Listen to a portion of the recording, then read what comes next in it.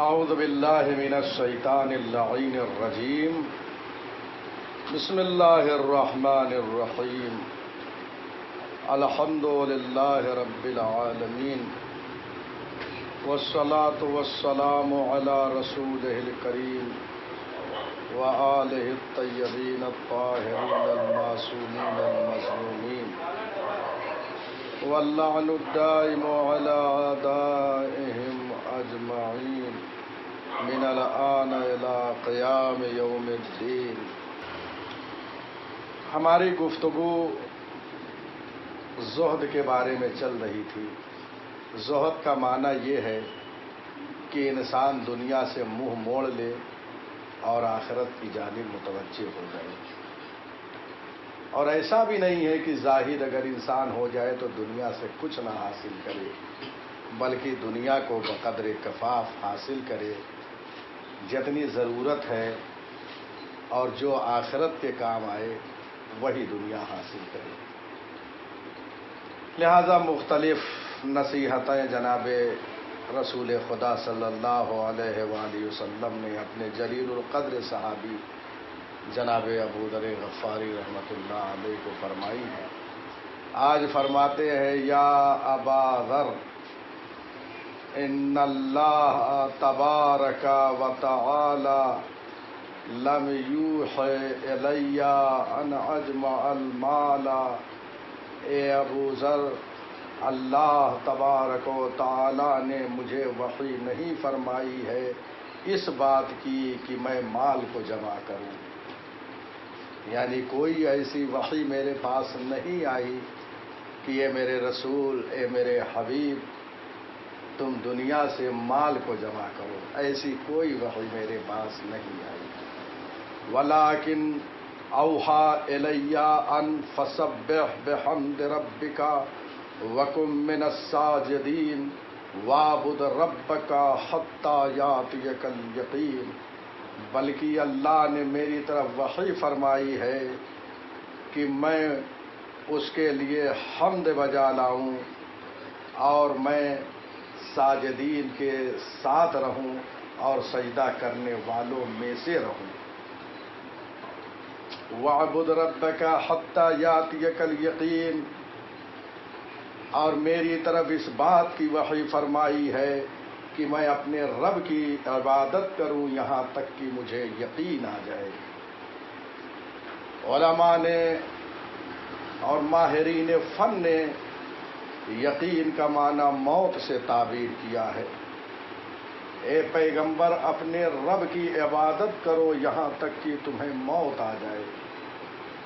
آپ غور فرمائیں کہ یہاں پیغمبر نے فرمایا کہ مجھے اللہ نے مال جمع کرنے کی وحی نہیں کیا ہے، بلکہ اس بات کی وحی کیا ہے کہ میں اپنے رب کی تسبیح کروں، اس کی حمد کروں، اس کی تعریف کروں اور سجدہ کرنے والوں میں سے رہوں اور اس کی عبادت کروں یہاں تک کہ مقام یقین تک پہنچ جاؤں، یعنی موت مجھے آ جائے۔ تو آپ دیکھ رہے ہیں یہاں دو چیز ہے، ایک دنیا سے متعلق ہے اور ایک آخرت سے متعلق ہے۔ مال جمع کرنا یہ دنیا سے متعلق ہے، لیکن اللہ کی حمد کرنا، سجدہ کرنا، اس کی عبادت کرنا یہ متعلق ہے آخرت سے۔ تو اس بات سے پیغمبر اس مرتبے کی طرف اشارہ فرما رہے ہیں کہ اگر تمہیں آخرت چاہیے تو تم اللہ کی تسبیح کرو، اللہ کی تحلیل کرو اور سجدہ کرو اور عبادت کرو یہاں تک کہ تمہیں موت آ جائے۔ اس کا مطلب یہ ہے کہ موت کے وقت تک کسی لمحے، کسی وقت اللہ کی عبادت سے کوئی شے تمہیں روک نہ سکے۔ تو جو زہد کا سلسلہ ہمارے یہاں چل رہا تھا، اسی زہد کی طرف پیغمبر مسلسل اشارہ فرما رہے ہیں۔ آپ غور کریں کہ اس نصیحت میں بھی رسول خدا نے جناب ابو ذر غفاری رحمۃ اللہ علیہ کو اسی مطلب کی طرف اشارہ کیا ہے کہ تم دنیا کی طرف متوجہ نہ رہو بلکہ آخرت کی طرف متوجہ رہو۔ اس کے بعد انسان اگر غور کرے، فکر کرے، تو یہ دنیا کا مال جو ہوتا ہے وہ آخرت کی طرف جانے سے روک دیتا ہے، اس لیے کہ انسان کا دین مال و دولت کے ذریعے سے سست ہو جاتا ہے، کمزور ہو جاتا ہے۔ روایت میں امام علی علیہ الصلاۃ والسلام فرماتے ہیں، حب المال یوہن الدین ویفسد الیقین۔ دنیا کا مال کی محبت، جو انسان مال کو دنیا میں جمع کرتا ہے اور اس سے محبت کرتا ہے تو یہ انسان کے دین کو کمزور کر دیتا ہے اور اس کے یقین و اعتقاد کو تباہ کر دیتا ہے۔ آپ دیکھ رہے ہیں، اس لیے کہ یہ مال دنیا یہ انسان کو آخرت کی طرف نہیں لے جاتا ہے۔ اس کے بعد فرماتے ہیں، یا ابا ذر، اے ابو ذر جان لو، انی البس الغلیظ واجلس علی الارض وَأَلْعَقُ أَصَابِعِي وَأَرْكَعُ الْحِمَارَ بِغَيْرِ سَرْجٍ وَأُرْدِفُ خَلْفِي فَمَنْ رَغِبَ عَنْ سُنَّتِي فَلَيْسَ مِنِّي۔ ابو ذر غفاری سے فرماتے ہیں، اے ابو ذر یاد رکھو، دنیا میں ایک موٹا لباس پہنتا ہوں۔ آپ موٹے لباس کی کیفیت جانتے ہیں، جو جسم انسانی کو اذیت پہنچاتا ہے۔ انسان جب پہنتا ہے، ایک غریب انسان ایک دنیا میں جیسے زندگی گزار رہا ہو، پیغمبر اس طریقے سے اپنی زندگی گزار رہے ہیں۔ یعنی وہ فرماتے ہیں، ابو ذر میں دنیا سے ایک موٹا لباس پہنتا ہوں، یعنی اس کا مطلب یہ ہے کہ ایک غریب انسان کو نظر میں رکھ کر پیغمبر اکرم یہ سیرت کو مرتب کر رہے ہیں۔ اور وہ جب موٹا لباس انسان پہنتا ہے، آپ دیکھیے کچھ لباس ایسے ہوتے ہیں جو ضخیم ہوتا ہے، موٹا ہوتا ہے، جس میں انسانی کو اذیت کرتا ہے۔ پیغمبر فرماتے ہیں، اے ابو ذر میں اس مال دنیا سے ایک موٹا لباس اختیار کرتا ہوں اور اسی کو پہنتا ہوں۔ واجلس علی الارض، اور میں پیغمبر ہوں، میں زمین پر بیٹھتا ہوں۔ آپ غور فرمائیں کہ کہاں موٹا اور ضخیم لباس، اس کے بعد دوسری سیرت یہ ہے کہ میں زمین پر بیٹھتا ہوں۔ وَأَلْعَقُ أَصَابِعِي، اور جب میں غذا کھاتا ہوں، کھانا تناول کرتا ہوں تو اپنی انگلیوں کو چاٹتا ہوں۔ وَأَرْكَبُ الْحِمَارَ بِغَيْرِ سَرْجٍ، اور میں جب سواری پہ سوار ہوتا ہوں تو میری سواری جو ہے وہ گدھا ہوتی ہے۔ یعنی اس زمانے میں سب سے چھوٹی اور کم ترین جو سواری ہوتی تھی وہ لوگ گدھے پہ سوار ہوتے تھے۔ پیغمبر اکرم گدھے پر سوار ہو کے کہیں سفر کرتے تھے اور اس پہ بھی کوئی چیز بچھی نہیں ہوتی تھی، یوں ہی پیغمبر بیٹھ جاتے تھے۔ پیغمبر اکرم برہنہ پشت پر گدھے پر بیٹھ کے سفر کرتے تھے۔ اس کے بعد کہتے ہیں، اے ابو ذر یہی نہیں، جب میں اس گدھے پہ سوار ہوتا تھا اور راستے میں کوئی مل جاتا تھا تو اس کو سوار بھی کر لیتا تھا۔ آپ غور فرمائیں۔ اس کے بعد آخر میں کہتے ہیں، فمن رغب عن سنتی فلیس منی۔ اے ابو ذر جان لو، یہ میری سنت ہے، جو اس سے روگردانی اختیار کرے گا، جو اسے تسلیم نہیں کرے گا، وہ ہمارا چاہنے والا نہیں ہے۔ اس کا مطلب یہ ہے کہ انسان کو کیسا لباس پہننا چاہیے۔ آج ایک لباس ہوتا ہے جسے لباس شہرت کہتے ہیں۔ لباس شہرت اس لباس کو کہتے ہیں کہ جسے دیکھ کر لوگ دیکھنے پر مجبور ہو جائیں اور انگشت نمائی ادھر کریں، اسے کہتے ہیں لباس شہرت۔ اور اسلام نے لباس شہرت کو حرام قرار دیا ہے۔ اگر کوئی ایسا لباس پہن کے نکلتا ہے کہ جس کی طرف لوگ متوجہ ہوتے ہیں، انگلی اٹھاتے ہیں، اسے لباس شہرت سے تعبیر کیا گیا ہے۔ اس لباس شہرت کو شریعت نے حرام قرار دیا ہے۔ انسان لباس مناسب پہنے۔ اس کے بعد زمین پر بیٹھتے تھے پیغمبر۔ زمین پہ بیٹھنا انکساری کی علامت ہے، خاکساری کی علامت ہے، تواضع کی علامت ہے۔ اسی لیے پیغمبر اکرم زمین پر بیٹھتے تھے۔ اور آپ دیکھ رہے ہیں، پیغمبر اکرم غذا جب تناول فرماتے تھے تو انگلیوں کو چاٹتے تھے۔ یہ سب سنت پیغمبر ہے۔ اور سب سے کم ترین سواری پہ سوار ہوتے تھے، اور اس کے بعد اگر جگہ ہوتی تو کسی کو سوار بھی کر لیتے تھے۔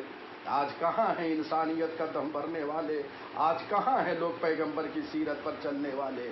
لوگ خالی گاڑیاں لے کر چلے جاتے ہیں۔ اللہ کے بندے، اللہ کی مخلوق، نہ جانے کیسے کیسے لوگ مجبوری کے عالم میں چلے جاتے ہیں، کوئی کسی کو بٹھانے کے لیے راضی نہیں ہوتا ہے۔ جبکہ پیغمبر کی سیرت یہ ہوتی تھی کہ جب بھی وہ چلتے تھے گدھے پر بھی تو اس پر اگر جگہ ہوتی تھی تو کسی کو بٹھا بھی لیا کرتے تھے۔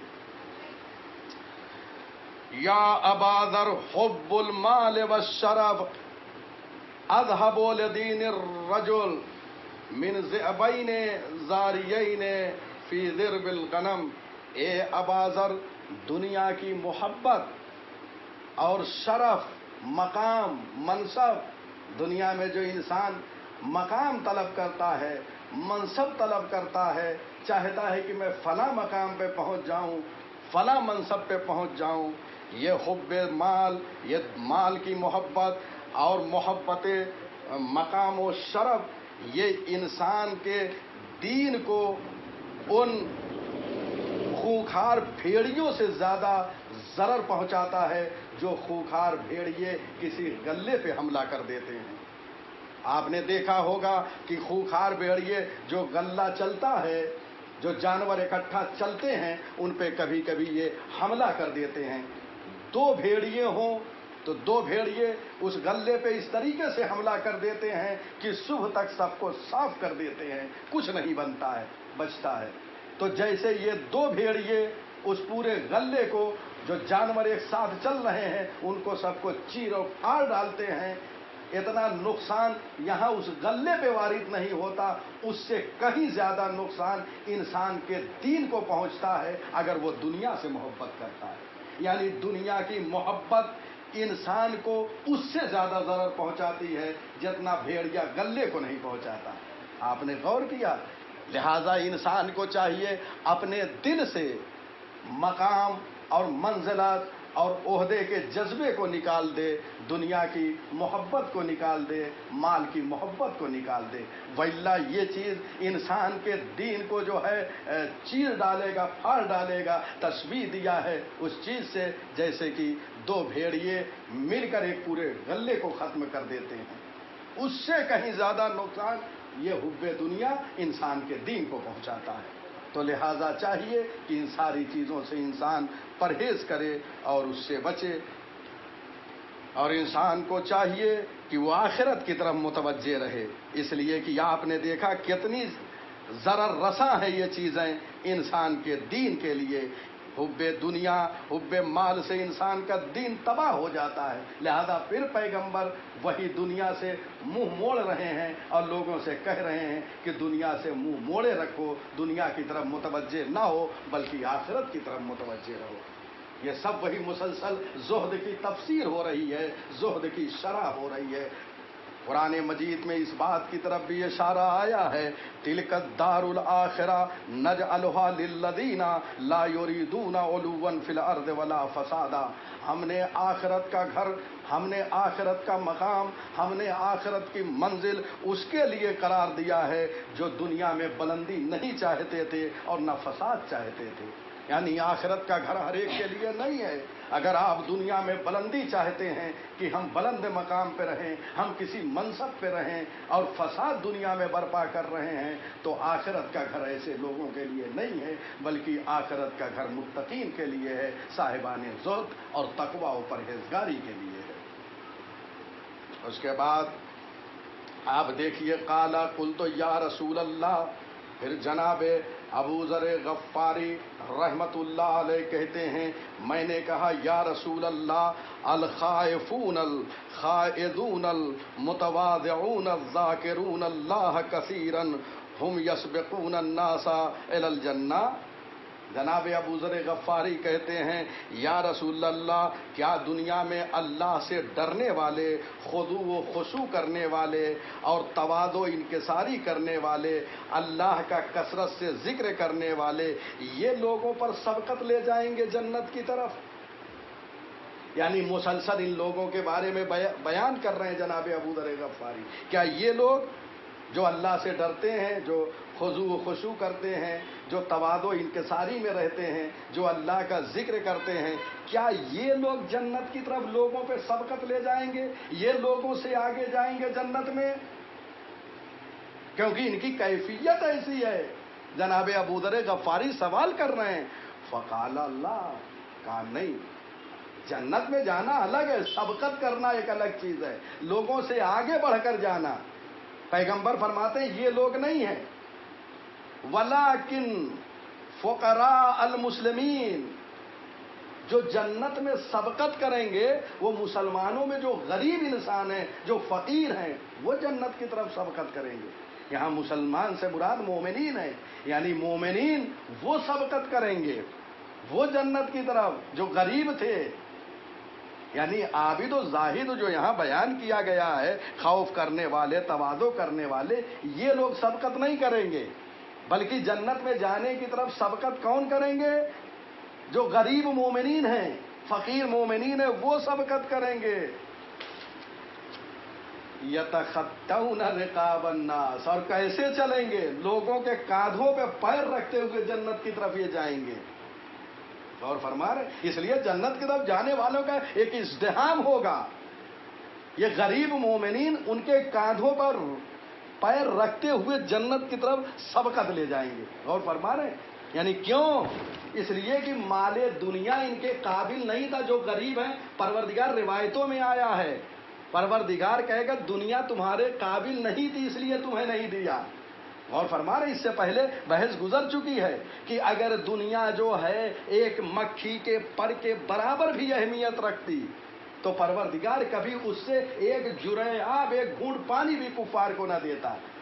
لہذا دنیا قابل نہیں تھی، لہذا مومنین میں جو غریب ہیں وہ دوڑتے ہوئے اور سبقت کرتے ہوئے جنت کی طرف جائیں گے۔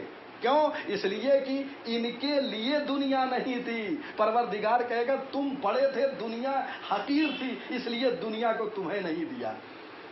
یعنی انسان کی یہ قدر و منزلت ہے، اس لیے اسے دنیا نہیں دے رہا ہے۔ مومنین میں ایسے افراد کو دنیا نہیں دیا، وہ غریب رہے۔ فَيَقُولُ لَهُمْ خَزَنَةُ الْجَنَّةِ، جب وہ تیزی سے جائیں گے مومنین جو غریب ہیں تو انہیں خزانے دار جو جنت کے ہوں گے اور روکیں گے۔ رکیے ابھی آپ، کیوں روکیں گے؟ کما انتم حتی تحاسبوا، یہ خزانے دار جو بہشت کے ہوں گے وہ مومنین کو جو ہے روکیں گے اور کہیں گے ابھی ٹھہرو، ابھی توقف کرو یہاں پہ، اس لیے ابھی تمہارا حساب باقی ہے، حساب دے کے جاؤ، جنت میں کہاں جا رہے ہو؟ تو لوگ کہیں گے غریب مومنین بما نحاسب، ہمارا کس چیز کا حساب ہوگا، ہمارے پاس کیا تھا؟ غور فرما رہے ہیں یعنی غریب کے لیے کتنی سہولت ہے۔ ایک تو جنت جائیں گے، جب ان کو روکا جائے گا کہاں جا رہے ہو، کہہ رہے جنت جا رہے ہیں، کا حساب باقی ہے، کاہے کا حساب؟ دنیا میں ہمارے پاس تو مال و دولت اور ملک و بادشاہت تو نہیں تھی، اگر ہمارے پاس پیسہ ہوتا، بادشاہت ہوتی، دولت ہوتی تو ہم کسی پہ ظلم کرتے، پیسے کا حساب ہوتا، ظلم کیا حساب ہوتا، عدل نہیں کیا حساب ہوتا۔ ہمارے پاس حکومت نہیں تھی، ہمارے پاس مال و دولت نہیں تھا، تو کاہے کا حساب؟ نہ اس کے ذریعے سے کسی پر ظلم کیا اور نہ کوئی عدل کا مسئلہ ہی پیش آیا۔ ولا افیض علینا فنقبض ونبسط ولا كنا عبدنا ربنا حتى دعانا فاجبنا۔ اللہ اکبر، ہمارے پاس کچھ نہیں تھا، ہمیں دولت نہیں دی گئی کہ ہم لوگوں سے کچھ مطالبہ کر کے دولت جمع کرتے اور اس کے ذریعے سے جو ہے ظلم کرتے۔ ہمارے پاس بادشاہت نہیں تھی، حکومت نہیں تھی، تو نہ کسی کو جو ہے اس کے ذریعے سے کسی پہ ظلم کیا اور نہ کسی کے ساتھ عدل کیا، نہ کسی کو دینے میں فیاضی دکھائی، سخاوت دکھائی، اور نہ کسی کو نہ دینے میں بخل کیا۔ نہ بخل کا مسئلہ، نہ سخاوت کا مسئلہ، نہ عدالت کا مسئلہ، نہ ظلم۔ کاہے کا حساب ہوگا؟ کس چیز کا حساب لوگے؟ ہاں اس کے بعد کہیں گے وَلَكُنَّا عَبْدَنَا، ایک کام ہم ضرور کرتے تھے، ہم اپنے رب کی عبادت کرتے تھے دنیا میں، کچھ تو تھا ہی نہیں، بس عبادت کرتے تھے۔ حَتَّى دَعَانَا فَأَجَبْنَا، یہاں تک کہ اللہ نے ہمیں اپنی طرف بلا لیا اور ہم نے بھی اس کے بلانے پر لبیک کہہ دیا۔ ہماری روح جو ہے قفس عنصری سے پرواز کر گئی، ہماری روح نکال دی گئی، ہم دنیا سے رخصت ہو گئے۔ اور فرما رہے ہیں کہ غریب کے لیے کتنی آسانی ہے، اس کا حساب کتنا آسان ہوگا، دنیا میں بھی سکون سے رہا، आखिरत में भी सुकून से जन्नत में चला जाएगा, लोगों के कांधों को रौदते हुए, जबकि यहां उमरा जो है इनके कांधे को रोद ना सके, ये बड़े बड़े लोगों के कांधों से गुजरेंगे। ये शान है मोमिनीन जो गरीब रहे हैं। आप गौर फरमा रहे हैं, देख रहे हैं, ये सब चीजें इंसान तवाज़ो, इनकिसारी, ये सारी चीजें हैं। लेकिन ये लोग सबकत नहीं ले जाएंगे, बल्कि सबकत गरीब मोमिनीन ले जाएंगे। जबकि अबू ज़र गफ़ारी ने क्या कहा, डरने वाले सब जाएंगे जन्नत में, लेकिन इस कैफियत से नहीं जाएंगे। अल्लाह को तवाज़ो पसंद है, यकीनन वो जन्नत में जाएंगे, लेकिन गरीब मोमिनीन उनसे आगे होंगे। ये तेजी से जमीन पर चलेंगे, वो तेजी से लोगों के कांधों से होते हुए गुजर जाएंगे। अल्लाह को तवाज़ो पसंद है, इनके सारी यकीनन पसंद है। ये मुत्तकीन की अलामत भी है। अमीरुल मोमिनीन ने खुतबा हम्माम, खुतबा मुत्तकीन में एक अलामत मोमिनीन की ये भी करार दिया है, तवाज़ो, इनकिसारी। अल्लाहु अकबर। लिहाजा परवरदिगार हमें ये चीज़ें नसीब फरमाए कि हम दुनिया में मुतवाज़े रहें, मुत्तकी बने, अल्लाह का मुसलसल जिक्र करने वाले बने, और अल्लाह से ये दुआ भी करते हैं कि हमें माल दौलत से भी इतने न नवाजे। बस इतना चाहिए कि तेरी राह में खर्च कर सकें और अपने बच्चों को जो है रिज़्क़ हलाल दे सकें उसके ज़रिए से, बस। और इसके अलावा हम कुछ नहीं चाहते। तो ये है। उसके बाद फरमाते हैं, या अबा ज़र इन्न दुनिया मशगलतुन लिल क़ुलूब वल अब्दान व इन्नल्लाह तबारक व तआला साइलुना अम्मा नअमना फी हलालिही फकैफ बिमा नअमना फी हरामिही। ए अबा ज़र, दुनिया में लोग मशगूल हैं, उनके क़ल्ब भी दुनिया में बिजी हैं, उनके जिस्म भी बिजी हैं, सब काम कर रहे हैं, यानी जिस्म पूरा लगाए हुए हैं दुनिया में, हत्ता कि जिस्म के साथ साथ क़ल्ब भी दुनिया की तरफ मशगूल है। लेकिन अल्लाह तबारक व तआला हमसे हलाल के बारे में पूछेगा। दुनिया में हम बिजी हैं, मसरूफ हैं, कस्बे हलाल कर रहे हैं, सब कुछ कर रहे हैं। जब मर जाएंगे तो हमारा सवाल बाकी रह जाएगा, हमसे हिसाब लिया जाएगा। ये जो हमने माल कमाया है हलाल तरीके से होगा, उसके बारे में भी सवाल होगा, चे जाए कि हराम, यानी हलाल माल के बारे में भी हिसाब होगा। जब हलाल माल के बारे में हिसाब होगा तो हराम के बारे में क्यों नहीं होगा? बदरजे औला होगा। कहां से हासिल किया, कैसे कस्ब किया, किस तरीके से कमाया, ये सारे हिसाब वहां परवरदिगार सबसे लेगा। या अबा ज़र इन्नी क़द दअउतुल्लाह जल्ल सनाउहु अन यजअला रिज़्क़ा मन युहिब्बुनी अल-किफ़ाफ़ा व अन युअतिया मन युबग़िज़ुनी कसरतल माल वल वलद। ए अबू ज़र, मैंने अल्लाह से ये दुआ किया कि वो मेरे चाहने वालों को बक़द्र किफ़ात रिज़्क़ दे, दुनिया से बस इतनी रोज़ी दे कि जिसमें वो अपनी ज़िंदगी को जो है वो आगे बढ़ा सकें। उन्हें इतना दे दे कि बस उनका घर चलता रहे, उनका खर्च चलता रहे, जो अल्लाह की राह में देना है बस उतना, इससे ज़्यादा दुनिया को इसे न देना। मोमिन के लिए अल्लाह ने अपने चाहने वालों को, रसूलुल्लाह ने अल्लाह से ये दुआ किया कि मेरे चाहने वालों को बस इतना दे जितने में उसकी एहतियाज पूरी हो जाए। लेकिन अपने दुश्मन के लिए क्या कहा? कहा ए परवरदिगार उनको ज़्यादा माल दे दे और ज़्यादा औलाद दे दे। मोमिन के लिए क्या दुआ किया? अपने चाहने वाले के लिए बस इतना दे दे जितना दुनिया से जिंदगी गुजार सके। अब मुझसे जो दुश्मनी रखते हैं उन्हें जो है कसरत से माल भी दे दे और कसरत से औलाद दे दे, यानी माल भी ज्यादा दे दे और औलाद भी। आज देख वो है भी ज्यादा, माल भी ज्यादा है, औलाद भी उनके पास ज्यादा है। पैगंबर की ये दुआ है जो जनाब अबू ज़र गफ़ारी रहमतुल्लाह अलैह से फरमा रहे हैं नसीहतों में। क्यों? इसलिए कि दुनिया बक़द्रे किफ़ात जो हासिल करता है वो ज़ाहिद और मुत्तकी हासिल करता है। جو پیغمبر نے دعا کیا اس کا مطلب یہ ہے کہ پروردگار اسے زاہد بنا دے، میرا چاہنے والا دنیا میں زاہد بن کے زندگی گزارے، بس اتنا دنیا سے حاصل کرے جتنا ضرورت ہے، اس لیے کہ یہ دنیا کے لیے نہیں ہے، یہ میرا چاہنے والا آخرت کے لیے ہے۔ اور میرے دشمن جو ہیں یہ دنیا میں رہیں، یعنی دنیا کو سب کچھ یہ سمجھ رہے ہیں، لہذا ان کو مال بھی دے دے دنیا سے، ان کو اولاد بھی دے دے۔ آپ دیکھیں قرآن مجید کی متعدد آیتیں ہیں جس میں مال اور اولاد کو کیا قرار دیا ہے۔ میں 2-3 آیتیں مسلسل پڑھتا ہوں۔ المال والبنون زینت الحیات الدنیا والباقیات الصالحات خیر عند ربک ثوابا وخیر عملا۔ مال اور اولاد یہ دنیا کے لیے زینت اور رونق ہے۔ مال اور اولاد کس کے لیے زینت ہے؟ دنیا کے لیے۔ زاہد دنیا کو منہ نہیں لگاتا، اسی لیے پیغمبر نے دعا کیا کہ کافرین کو جو ہے، جو مجھ سے دشمنی کرتے ہیں، ان کو دنیا دے دے، یعنی مال انہیں دے دے، کثرت اولاد دے دے۔ اس لیے کس کی زینت ہے؟ یہ دنیا کی زینت ہے۔ مومن کو دنیا نہیں چاہیے، بقدر کفاف چاہیے، اس لیے جو ہے ان کے لیے دعا کی۔ ممکن ہے فلسفہ لوگ تلاش کریں کہ آخر رسول اللہ نے ان کے لیے مال کی کیوں دعا کیا؟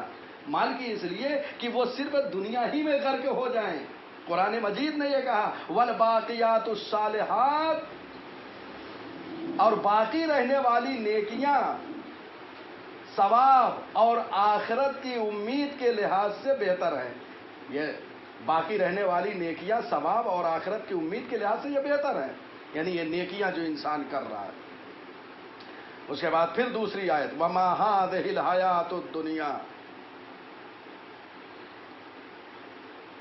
یہ دنیا جو ہے، دنیا کی زندگی إِلَّا لَهْوٌ وَلَعِبٌ، یہ کھیل کود اور تماشا ہے۔ کیا پروردگار یہ چاہے گا مومن یہاں کھیل کود اور تماشا کرے؟ کلا، ہرگز نہیں۔ لہذا پیغمبر نے کیا دعا کیا؟ کافر کے حق میں مال اور اولاد کی دعا کیا کہ انہیں دے دے۔ تو دنیا کی زندگی یہ ہے۔ اور وَإِنَّ الدَّارَ الْآخِرَةَ لَهِيَ الْحَيْوَانُ، اور زندگی اصل جو ہے وہ آخرت کی زندگی ہے۔ اور فرما رہے ہیں یہ مسلسل آیتیں ہیں۔ اس کے بعد ایک اور آیت ہے اعلموا انما الحیات الدنیا لعب ولہو وزینۃ وتفاخر بینکم وتکاثر فی الاموال والاولاد۔ اے لوگو جان لو، اس میں پیغمبر اکرم کی دونوں چیزیں جو بیان فرمائی آ گئی ہیں۔ اے لوگو جان لو دنیا کی زندگی ایک کھیل کود اور تماشا ہے، اور ایک زینت ہے، اور ایک دوسرے پر آپس میں فخر کرنے کے سوا کچھ نہیں ہے۔ وتکاثر فی الاموال والاولاد، اور ایک دوسرے پر مال اور اولاد میں زیادتی چاہتا ہے۔ یعنی یہ دنیا جو ہے تکاثر فی الاموال، انسان چاہتا ہے دنیا میں ایک دوسرے پر مال پر سبقت لے جائے، اولاد پہ سبقت لے جائے، یہ دنیا والے چاہتے ہیں۔ لہذا مال اور اولاد میں سبقت دنیا والے لے جائیں گے، جو زاہد ہے، جو آخرت کی طرف متوجہ ہیں، وہ کبھی جو ہے اس چیز کو نہیں چاہیں گے۔ لہذا پیغمبر نے جو وہاں بیان کیا ہے اس کا فلسفہ قرآن مجید میں موجود ہے۔ پھر فرماتے ہیں آخر کلام انشاءاللہ تمام کرنا ہوں، یا ابا ذر طوبى للراغبین فی الدنیا الراغبین فی الآخرہ الذین اتخذوا وارض اللہ بساطا وترابها فراشا وماءها طیبا واتخذوا کتاب اللہ شعارا ودعاءہ دثارا یقرضون الدنیا قرضا۔ اے ابو ذر، جو دنیا میں زہد کے ساتھ زندگی گزار رہے ہیں، یعنی جو دنیا کی طرف راغب نہیں ہیں، ان کے لیے خوشی ہے۔ یعنی کس کے لیے؟ مرحبا، شاباشی ہے ان کے لیے جو دنیا میں زہد کی زندگی گزارتے ہیں، آخرت کی طرف راغب ہیں، اور وہ اس زمین پروردگار کو اپنے لیے بیٹھنے کی جگہ قرار دیتے ہیں، اور زمین کو جو ہے اپنا فرش قرار دیتے ہیں، اور دنیا کے پانی کو اپنے لیے خوشبو تسلیم کرتے ہیں، اور اللہ کی کتاب کو اپنا شعار اور نمونہ بناتے ہیں۔ اور اللہ سے جو ہے وہ دعا کرتے ہیں، اللہ کو پکارتے ہیں، اور جو یہ دعا کرتے ہیں، جو اللہ کو پکارتے ہیں، اسے اپنا لباس قرار دیتے ہیں۔ دیکھ رہے ہیں نا، ایک زاہد اور مومن کی یہ صفت ہے۔ پس ایسے مومنین کے لیے مرحبا ہے، شاباشی ہے، خوشی ہے ایسے لوگوں کے لیے۔ تو اگر خوشی انسان کو چاہیے تو وہ زاہد فی دنیا ہو، دنیا میں زہد اختیار کرے، آخرت کی طرف راغب ہو، زمین کو بیٹھنے کی جگہ قرار دے۔ کیوں؟ اس لیے پیغمبر کے لیے وَيَجْلِسُ عَلَى الْأَرْضِ، پیغمبر زمین پر بیٹھتے تھے، تو جو زاہد ہوگا وہ بھی زمین پر بیٹھے گا۔ اسی زمین اور تراب جو خاک ہوتی ہے اس کو اپنا بستر بناتے ہیں۔ ایسے زاہدین، ایسے لوگ اللہ والے ہیں۔ پروردگار ہمیں یہ رزق دے کہ ہم دنیا میں زہد کے ساتھ رہیں اور آخرت کی طرف راغب رہیں، دنیا سے منہ موڑ لیں۔ بس اتنا ہمیں دے جتنا رسول اللہ نے ہمارے لیے دعا کیا ہے۔ پروردگارہ، منتقم خون حسینی، یوسف زہرا، بقیت اللہ العظم، امام عصر عجل اللہ تعالی فرجہ الشریف کے ظہور میں تعجیل فرما، ہمیں حضرت کے آوان و انصار میں شامل فرما۔ وآخر دعوانا الحمد للہ رب العالمین۔